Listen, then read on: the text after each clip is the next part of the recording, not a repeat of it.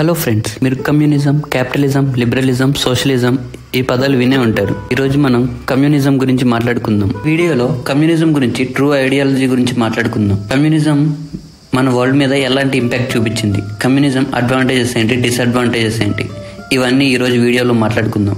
అసలు communism definition ఏంటంటే, from each according to his ability, to each according to his needs. అంటే సొసైటీలో ఎవరి ఎబిలిటీ తగ్గట్టు వాళ్ళ పనులు వాళ్ళు చేస్తారు. ఇప్పుడు ఒక అతను చాలా బలంగా ఉంటే అతను కూలి పని చేయడం, ఇంకో అతను చాలా ఆలోచించే శక్తి ఉంటే అతను ఫైనాన్స్ చేయడం, ఫిలాసఫీ అలాంటివి. ఇంకో అతను చాలా బలహీనంగా డిసేబుల్డ్ అయి ఉంటే అతను తగ్గట్టు అతను పని చేస్తాడు, సొసైటీకి ఎంతో కొంత కంట్రిబ్యూట్ చేస్తాడు. ఇప్పుడు ఒక అతను వ్యవసాయం చేస్తే అతనికి ట్రాక్టర్ ఇవ్వడం, ఇంకో అతను ఫైనాన్స్ బాగా మేనేజ్ చేస్తే అతను కంప్యూటర్ ఇవ్వడం, ఇలాంటి ఎవరి నీడ్స్ వాళ్ళకి ఫుల్ఫిల్ అవుతాయి. కమ్యూనిజంలో అన్నీ ఒక ఆర్డర్లో ఉంటాయి, ఒక స్ట్రక్చర్గా మెయింటైన్ చేస్తారు. అది ఒక మనీలెస్ సొసైటీ లాంటిది. అది ఒక స్టేట్లెస్ సొసైటీ, అంటే కంట్రీకి మధ్య బోర్డర్స్ ఉండవు. అది ఒక క్లాస్లెస్ సొసైటీ, రిచ్ పూర్ మధ్య డిఫరెన్సెస్ ఉండవు, వైట్ బ్లాక్ మధ్య డిఫరెన్సెస్ ఉండవు. ఆ సొసైటీ ఎలాంటిదంటే ల్యాండ్, ఫార్మ్స్, ఇండస్ట్రీస్, ఫ్యాక్టరీస్ అవన్నీ లేబర్స్ ఓన్ చేసుకుంటారు, అంటే మనలాంటి కామన్ పబ్లిక్ ఓన్ చేసుకుంటారు. మీకు ఎప్పుడైనా కమ్యూనిజం వర్డ్ వినపడితే మనకి ఫస్ట్ గుర్తొచ్చే అతను Karl Marx, Soviet union, countries like China. మన తెలుగులో కూడా రంగనాయకమ్మ గారు చాలా పుస్తకాలు రాశారు. ఆమె ఈ కార్ల్ మార్క్స్ నుంచి చాలా బాగా ఇన్స్పైర్ అయింది. కానీ ఇన్ రియాలిటీలో కమ్యూనిజం వర్డ్ కార్ల్ మార్క్స్ నుంచి వచ్చింది, కానీ ఇది అంతకుముందే ఉంది. మీరు హోమోసేపియన్స్ బుక్ చదివితే అక్కడ ఉండే ట్రైబ్స్ వాళ్ళంతా ఆదివాసీలు, వాళ్ళ దగ్గర మనీ ఉండవు, బోర్డర్స్ ఉండవు, ఒకే గుహలో ఉంటారు, అందరూ ఫుడ్ అంతా షేర్ చేసుకుంటారు, అందరూ కలిసి పనులు చేస్తారు, ఎవరి ఎబిలిటీస్ తగ్గట్టు వాళ్ళు వాళ్ళ పనులు చేస్తారు. కమ్యూనిజంలో ఈ ల్యాండ్ నాది, ఈ ల్యాండ్ వాడిది అని ఉండదు, ఎవరికి ఎవరి ల్యాండ్ ఉండదు, ల్యాండ్ అంతా అందరిది. కార్ల్ మార్క్స్ ని ఫాదర్ ఆఫ్ కమ్యూనిజం అంటారు. అతను ఒక జర్మన్ ఫిలాసఫర్. కమ్యూనిస్ట్ మేనిఫెస్టోని 1848లో పబ్లిష్ చేశారు. మనం ఇప్పుడు కార్ల్ మార్క్స్ గురించి కొంచెం తెలుసుకుందాం. అసలు ఈ బుక్ అతను ఎందుకు రాయాల్సి వచ్చింది, ఏ టైంలో అతను డెవలప్ అయ్యాడు, అతని కండిషన్స్ బుక్ రాసినప్పుడు ఎలా ఉన్నాయి, అవన్నీ తెలుసుకుందాం. Karl Marx just industrial revolution start అయినప్పుడు అతను పుట్టాడు. ఇండస్ట్రియల్ రెవల్యూషన్ అప్పుడే పెద్ద పెద్ద మిషన్స్, ఫ్యాక్టరీస్ వస్తున్నాయి. ఆ ఫ్యాక్టరీ ఓనర్స్ చాలా రిచ్ పీపుల్. అక్కడున్న లేబర్స్ ని ఎక్స్ప్లాయిట్ చేసి ఎక్కువ గంటల సేపు వర్క్ చేయించుకొని వాళ్ళకి తక్కువ వేజెస్ ఇస్తూ ఉండేవారు. ఆ కంపెనీ ఓనర్స్ ఫ్యాక్టరీస్కి వచ్చే ప్రాఫిట్ మొత్తం వాళ్ళే తీసుకునేవారు, లేబర్స్కి అసలు ఇచ్చేవాళ్ళు కాదు. ఇప్పుడు ఎంప్లాయీస్కి ఇస్తున్నట్టు ఎంప్లాయీ స్టాక్ ఆప్షన్స్, డివిడెండ్స్ అప్పుడు ఇచ్చేవాళ్ళు కాదు. ఇక్కడ కార్ల్ మార్క్స్ వీళ్ళని 2 క్లాసెస్గా డివైడ్ చేశారు. ఒకటి రిచ్ ఫ్యాక్టరీ ఓనర్స్, ఫ్యాక్టరీస్కి వచ్చే ప్రాఫిట్స్ మొత్తం తీసుకునే వాళ్ళు. సెకండ్ క్లాస్ ఎవరంటే వర్కర్స్, ఎక్కువ గంటల సేపు వర్క్ చేయడం, తక్కువ వేసి తీసుకునే వాళ్ళని. ఈ ప్రాబ్లమ్స్ అన్నిటికీ కార్ల్ మార్క్స్ ఒక సొల్యూషన్ ఆలోచించాడు. ఆ సొల్యూషన్ ఏంటంటే, there is no difference between rich and poor. అలాంటి సొసైటీని ఇమాజిన్ చేసుకున్నాడు. అతను ఎలాంటి సొసైటీని ఇమేజ్ చేసుకున్నాడంటే, ఆ వర్కర్స్, ఈ క్యాపిటలిస్ట్, ఈ పెద్ద పెద్ద ఫ్యాక్టరీ ఓనర్స్ని తీసేసి వీళ్ళే ఓనర్స్గా ఉండేటట్టు ఇమాజిన్ చేసుకున్నాడు. ఎలా అంటే ఫ్యాక్టరీస్, ఫార్మ్స్ ఇవన్నీ సింగిల్ ఓనర్ చేతిలో ఉండవు, ఇవన్నీ లేబర్స్ ఓన్ చేస్తారు.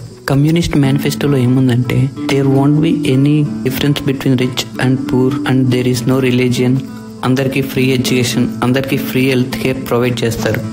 ఇంకా కమ్యూనిస్ట్ మేనిఫెస్టోలో ఇన్హెరిటెడ్ వెల్త్ ఉండదు, అంతే తాతల ఆస్తి, నాన్న ఆస్తి ఇవన్నిటి ఉండవు. ఇప్పుడు మీరు రిచ్ అయితే మీ ఆస్తిని మీ పిల్లలకి, మీ మానవులకి ఇవ్వలేరు. కమ్యూనిస్ట్ మేనిఫెస్టోలో ఓనర్షిప్ ఉండదు, ప్రైవేట్ ఓనర్షిప్ ఉండదు, ఎవరు ఇది నా ల్యాండ్ అని చెప్పలేరు. ఇంకా ఫ్యాక్టరీస్ పబ్లిక్కే ఓన్ చేసుకుంటారు. ఇంకా అందరూ equality, rich poor a difference ఏముండవు, అందరూ అన్ని ఓన్ చేసుకుంటారు. ఇదంతా కార్ల్ మార్క్స్ కమ్యూనిస్ట్ మేనిఫెస్టోలో రాశాడు. కానీ ఇదంతా థియరిటికల్. ప్రాక్టికల్గా ఎలా ఇంప్లిమెంట్ చేశారో చూద్దామా. కార్ల్ మార్క్స్ బతుకున్నప్పుడు ఈ కమ్యూనిజాన్ని ఎవరు ఇంప్లిమెంట్ చేయలేదు. దీన్ని ప్రాక్టికల్గా ఇంప్లిమెంట్ చేసింది ఎప్పుడంటే రష్యన్ రెవల్యూషన్లో 1917లో దీన్ని ప్రాక్టికల్గా ఇంప్లిమెంట్ చేశారు. రష్యాలో కమ్యూనిస్ట్ వర్కర్స్ అందరూ కలిసి అక్కడున్న మోనార్క్ని దించారు. వాళ్ళందరికీ లీడరే లెనిన్. ఇతనే ఫస్ట్ టైం కమ్యూనిజాన్ని బిగ్ స్కేల్లో ఇంప్లిమెంట్ చేసింది. లెనిన్ ఆ టైంలోని కొన్ని రెవల్యూషనరీ ఐడియాస్ని ఇంప్లిమెంట్ చేశాడు. ఎలా అంటే వర్క్ అవర్స్ డైలీ ఓన్లీ 8 ఉంచడం, వర్క్ వీక్స్ ఓన్లీ 5 days ఏ వీక్ పనిచేయడం. అంతకుముందు 12, 13, 14 hours పనిచేసేవాళ్ళు వీక్ అంతా, అంటే 7 days పనిచేసేవాళ్ళు. అప్పుడు అది చాలా కామన్ అలా పనిచేయడం.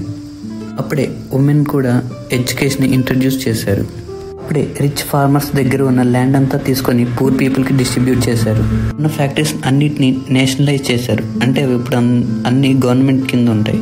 మీకు కమ్యూనిజం మేనిఫెస్టో గుర్తుండుంటే ఫ్యాక్టరీస్ ఇవన్నీ పీపుల్ అండర్లో ఉంటాయి, గవర్నమెంట్ అండర్లో ఉండవు. కమ్యూనిజంని ఫస్ట్ ఇంప్లిమెంట్ చేసింది లెనినే, కానీ మార్క్స్ ఐడియాస్ కంటే కొంచెం భిన్నంగా ఉంటాయి.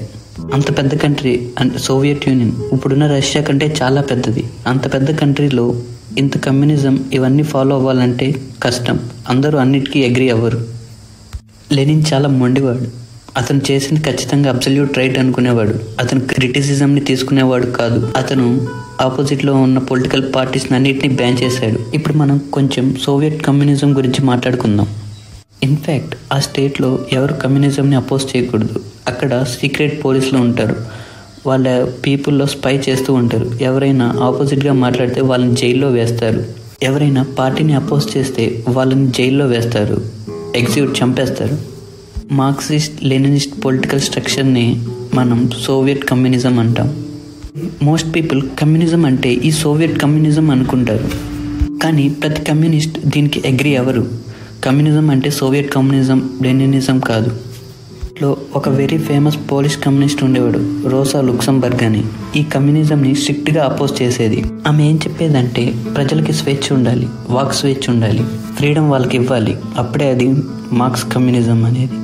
లెనిన్ 1924లో చనిపోతాడు. అతని తర్వాత స్టాలిన్ వస్తాడు. అతను ఈ కమ్యూనిజంకి అతని ఐడియాస్ కొన్ని యాడ్ చేస్తాడు.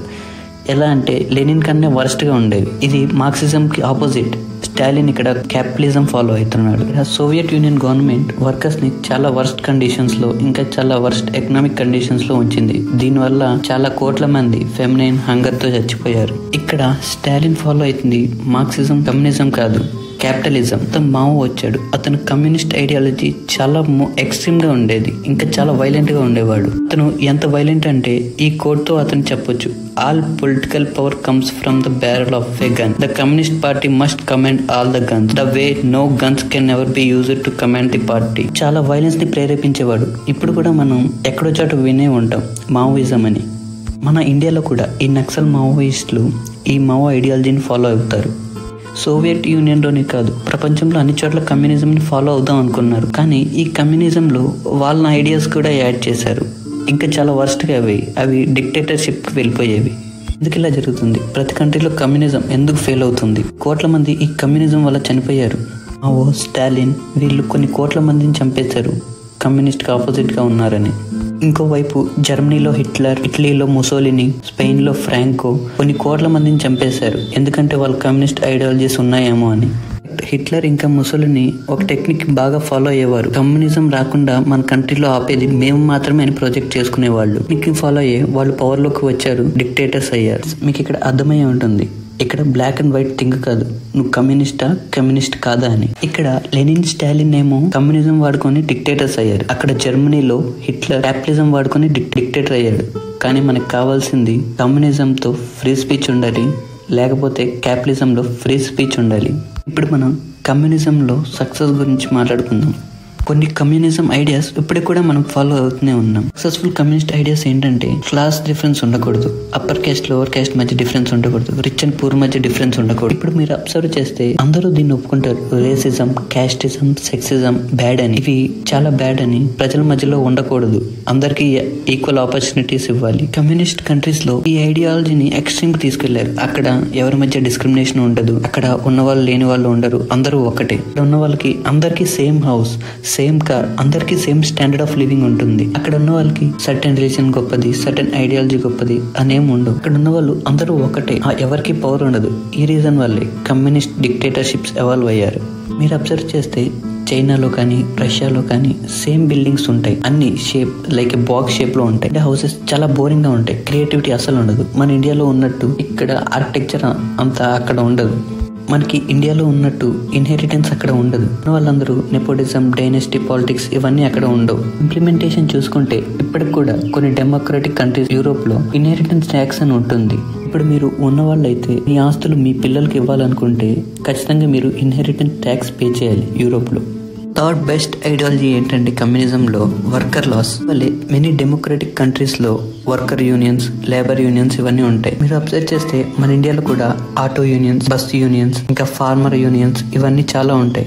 మన తెలంగాణలో కూడా మొన్న ఫ్రీ బస్ పెట్టినప్పుడు ఆటో యూనియన్స్ అందరూ కలిసి గవర్నమెంట్ మీద వాయిస్ రేస్ చేశాడు. అప్పుడు కార్ల్ మార్క్స్ టైంలో వర్కర్స్ ని ఎక్కువసేపు వర్క్ చేయించుకొని చాలా తక్కువ డబ్బులు ఇచ్చేవారు. అందుకు కార్ల్ మార్క్స్ మినిమం వేజ్ అనే కాన్సెప్ట్ తీసుకొచ్చాడు. కూడా మినిమం వేజ్ కాన్సెప్ట్ చాలా కంట్రీస్ లో ఫాలో అవుతారు. మినిమం వేజ్ అనేది కొంత ఉంటుంది, దానికి తక్కువ ఇవ్వకూడదు. అలానే free education, free health care, ఈ ఐడియాస్ కూడా కమ్యూనిజం లో ఒక పార్టే. ఇప్పుడు మనం కమ్యూనిజం లో ఫెయిల్యూర్స్ గురించి మాట్లాడుకుందాం. ప్రపంచంలో ఏ కంట్రీ అయినా కమ్యూనిజం ని ఇంప్లిమెంట్ చేద్దాం అనుకుంటే ఖచ్చితంగా అది ఫెయిల్ అవుతూనే ఉంది. ఎందుకు ప్రతి కంట్రీలో కమ్యూనిజం ఫెయిల్ అవుతుంది? Fundamental problems of communist ideology ఏంటి తెలుసుకుందాం. కమ్యూనిస్ట్ లో ఫండమెంటల్ ప్రాబ్లం ఏంటంటే from each according to his ability to each according to his needs. ప్రతి ఒక్కరు వాళ్ళ ఎబిలిటీస్ తగ్గట్టు పనిచేయాలి, వాళ్ళ నీడ్స్ తగ్గట్టు. ఇప్పుడు మీరు చాలా ఫిట్ అండ్ హెల్తీగా ఉన్నారు, మీరు ఎక్కువ పని చేస్తారు. నేను ఫిట్ గా లేను, నేను చాలా తక్కువ పని చేస్తాను. కానీ మీకు వచ్చే మనీ నాకు వచ్చే మనీ సేమ్. మీకు ఇక్కడ ఇన్సెంటివ్ లేదు మీ హార్డ్ వర్క్ కి. నేను చాలా తక్కువ పని చేసినా మీకు నాకు సేమ్ పేమెంట్ వస్తుంది. మీరు ఇంకొంచెం తక్కువ పని చేసినా అదే అమౌంట్ వస్తుంది. కానీ మీకు ఇక్కడ మోటివేషన్ ఏముంటుంది మనం ఎక్కువ పని చేయడానికి? మీరు చాలా ఎఫిషియెంట్ గా, ఇన్నోవేటివ్ గా థింక్ చేయడానికి మీకు మోటివేషనే రాదు. ఒకవేళ మీరు ఎఫిషియెంట్ గా, ఇన్నోవేటివ్ గా ట్రై చేసినా కూడా మీకు వచ్చే అమౌంట్ సేమ్. మీరు అనుకున్నట్లే కంట్రీలో అందరూ అనుకుంటే సొసైటీలో డెవలప్మెంట్ ఉండదు, సొసైటీలో కాంపిటీషన్ కూడా లేదు, టెక్నాలజీ ఇన్నోవేషన్ ప్రతి ఫీల్డ్ లో ఏం జరగదు. ఇదే ప్రాక్టికల్ రీజన్ క్లాస్లెస్ సొసైటీని బిల్డ్ చేయడానికి. కమ్యూనిజం లో డిక్టేటర్స్ ఎలా అవాల్వ్ అవుతారో చూద్దాం. ప్రజలు ఎలాంటి హౌసుల్లో ఉండాలి, వాళ్ళకి ఎంత ల్యాండ్ ఇవ్వాలి, ఎన్ని ఫ్యాక్టరీలు వాళ్ళకి ఇవ్వాలి. అక్కడున్న గవర్నమెంట్ కి, అక్కడున్న పీపుల్ కి చాలా పవర్ గ్యాప్ ఉంటుంది. అక్కడున్న ఆ పవర్ గ్యాప్ వల్లే డిక్టేటర్స్ ఎవాల్వ్ అవుతారు. డిక్టేటర్స్ కి ఎవరైనా ఎదురు చెప్తే వాళ్ళని అరెస్ట్ చేస్తారు, లేకపోతే చంపేస్తారు. ఒకసారి డిక్టేటర్షిప్ ఎస్టాబ్లిష్ అయితే అక్కడ ఉండే ఫ్యాక్టరీస్, ఫార్మ్స్ అంతా డిస్ట్రిబ్యూషన్ ప్రాసెస్ మొత్తం అతని చేతిలో ఉంచుకుంటాడు. ఇక్కడ డిస్ట్రిబ్యూషన్ అంటే పీపుల్ కి ఫుడ్ సప్లై చేయడం, కిరోసిన్ ఇలాంటివి. ఒక గవర్నమెంట్ కానీ ఒక పర్సన్ చేతిలో వస్తే ఏం జరుగుతుంది? ఖచ్చితంగా కరప్షన్ జరుగుతుంది. ఇప్పుడు రిచ్ పూర్ డిఫరెన్స్ ఉండేది కాదు, బ్లాక్ వైట్ ఈ రేసిజం, సెక్సిజం ఏమీ ఉండేది కాదు అప్పుడు. ఎందుకంటే ఇంప్లిమెంట్ చేసిన అక్కడ స్మాల్ కమ్యూనిటీస్ లో కాబట్టి. స్మాల్ కమ్యూనిటీస్ లోనే కమ్యూనిజం సక్సెస్ఫుల్ అవుతుంది. Thank you friends. ఇలాంటి మంచి వీడియోస్ కోసం please like, share and subscribe to my channel SRNR.